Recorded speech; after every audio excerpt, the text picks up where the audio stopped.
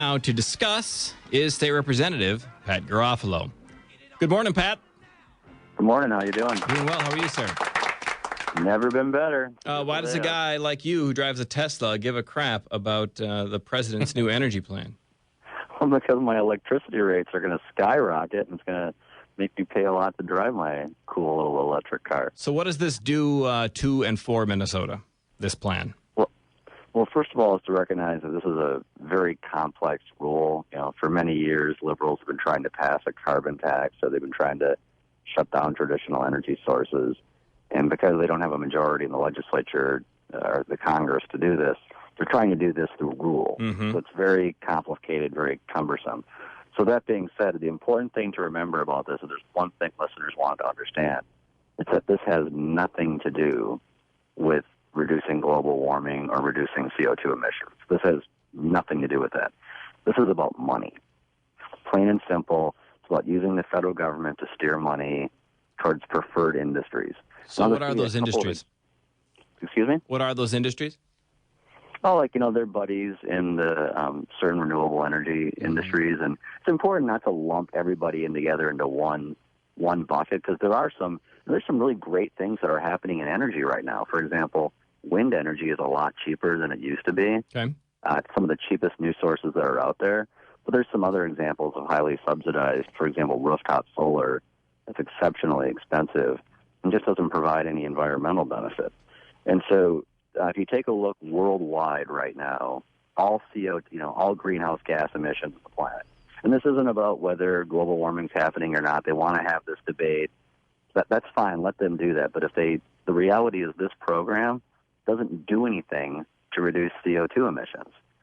12% of the world's CO2 emissions come from American energy power plants. And this is going to reduce that by about 15%. So you're talking about 15% of 12%. All the money we're spending, all this rulemaking, it's going to have no discernible impact on the climate, even if you're a big global warming advocate. Yeah, and even EPA Administrator Gina McCarthy, she admitted that the steps being taken would prevent 0.01 degrees Celsius of warming. Right. And so it was more about setting an example. Right, and so that you'll see them continually try to make this debate about, global warming and about the, climate change. But the plan has nothing to do with it. And I'll give you a specific example. So right now, under this new proposed rule, if a state were to shut down a nuclear power plant, right, which has no carbon dioxide emissions, Mm-hmm. if they were to shut down a nuclear power plant and then turn on a natural gas power plant, Yep. obviously natural gas emits CO2, nuclear doesn't. Mm-hmm. Under this plan, under these rules, they don't view that as a bad thing. That's not viewed as an increase in CO2 emissions. Even though and it the is. reason why is because the people who designed this rule had an anti-nuclear bias. And it's completely mindless, fact-free debate. Unfortunately, it's an exceptionally complicated issue. And what it's going to mean for Minnesotans is you're going to have huge increases in energy prices, very little, if any, environmental benefit, and it's going to be jeopardizing the reliability of our electric system. Well, and having the issue be complicated means people are just going to check out of it sooner and just believe whatever side they're already on, whatever they tell them. It's nonsensical if they say that the point is to help with global warming, which we're told is caused by carbon emissions, that they would set it up in a way that you could get rid of nuclear, go with something that does produce carbon emissions, and that's fine. They don't care at all about consistency. It appears. Right, and keep in mind that there's some really good things that are happening in American energy policy. Over the last 10, 12 years, we have been shutting down older, more dirty coal-fired power plants and replacing them with natural gas. Mm-hmm. And that's, in terms of CO2 emissions, that cuts carbon dioxide emissions in half. Well, we got to where the Kyoto Protocol, which we didn't sign, would have wanted us by using natural gas because they're finding it in North Dakota. Right. I mean, and so this is real. That's been good for Minnesota. It's been good for America. But in Minnesota, we've already spent billions of dollars to reduce our carbon dioxide emissions. And again, just putting aside the issue of whether people care about it or not, the reality is Minnesota's already done it. And the federal government is giving us zero credit for that early action because they didn't tell us to do it. Right. So now they're making us double down, which is going to mean even more costs, even higher rates. And ultimately, it's going to jeopardize reliability for our system. So it's really, it punishes innovation because we did this on our own. And again, on a bipartisan basis, we decided that, mercury is a neurotoxin and we don't want it to be in the air. And we said, we're willing to pay a little bit more to get rid of putting mercury into the air.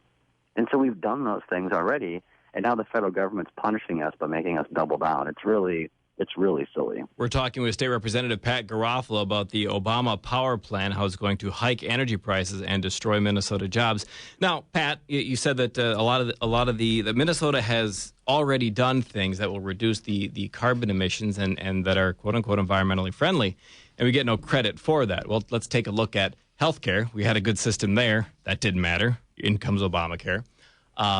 It doesn't matter how that's what's wrong with the federal government. Rather, how well you're doing at the state level, they just come in and change things how they see fit. Now, with we said this back in 2008 when cap and trade was a big election issue, that even if they're defeated in Congress on this, they're just going to do an end run around the people and do it through rulemaking. We're seeing that happen right now with this. And the governor, though the legislature took away his citizens' environmental board, he just made another one. What can people do when it's the executive making the rules? Well, first of all, it should be pointed out that in Minnesota, there's actually a pretty strong bipartisan coalition that's concerned about this. There are DFLers from rural Minnesota who understand this and get this, particularly energy-intensive industries, the agriculture industry. They understand that higher energy prices kill jobs. This ridiculous notion that higher energy prices somehow is good for Minnesota or creates jobs is so ludicrous that it doesn't even merit conversation. So going forward, it's just very important that Minnesotans are engaged and that people understand the legislature needs to be involved in writing energy policy. Yeah. Because right now, this rule is going to be written by the Minnesota Pollution Control Agency. Mm-hmm. That's who's going to administer this rule. So you're going to have the PCA writing energy policy. Last session, a majority of the House of Representatives voted to require legislative approval, so they just couldn't unilaterally act. But unfortunately, the governor's office, we got a lot of reforms passed last year, but that was one they would not agree to. Now, real quick before we wrap this up, you mentioned the Pollution Control Agency. Any thoughts or comments on Dayton's executive order yesterday to create another citizens committee after the legislature basically ended the citizens committee in the last session? Dayton signed the bill, agreed to it, and now he's just via executive order just creating another one. Well, it's a board that has no power, has no decision making, costs money, and it ultimately has no effect on public policy. It's perfect liberal self-esteem, right? I mean, it doesn't affect public policy, but it boosts their self-esteem and makes them feel good about themselves. So, ultimately, that bill had a bipartisan majority. It was signed into law by Governor Dayton. That, along with quite a few other structural reforms for Minnesota's regulatory environments, were passed last year.